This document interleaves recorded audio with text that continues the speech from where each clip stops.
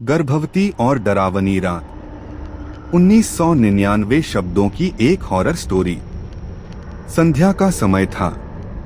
बारिश की बूंदें खिड़की से टकराकर हल्की हल्की आवाज कर रही थीं। नेहा, जो 7 महीने की गर्भवती थी, अपने पुराने घर में अकेली थी। उसका पति अजय किसी जरूरी काम से 2 दिन के लिए बाहर गया हुआ था। गांव से आई उसकी सास भी दोपहर में किसी रिश्तेदार के यहाँ चली गई थी।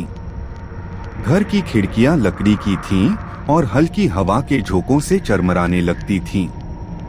नेहा ने चाय बनाई और बेडरूम में आकर बैठ गई। उसे अपने बच्चे की हलचल महसूस हो रही थी। हल्की हल्की लातें उसके पेट में गूंज रही थीं और यह एहसास उसे सुखद लग रहा था। लेकिन अचानक उसे लगा कि कोई उसके कमरे के दरवाजे के पास खड़ा है। उसने सिर उठाकर देखा, लेकिन वहां कोई नहीं था।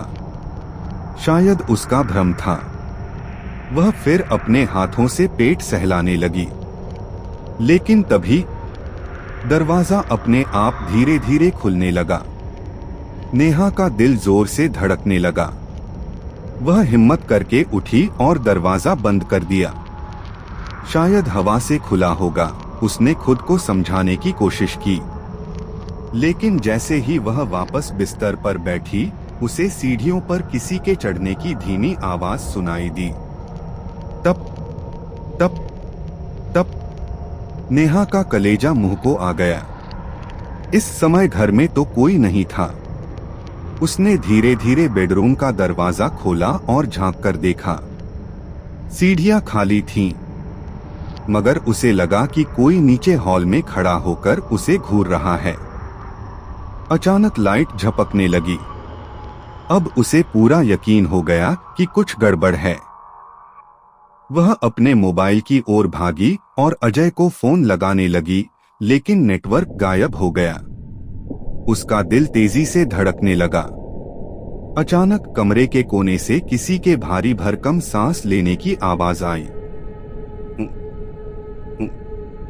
नेहा की चीख निकल गई।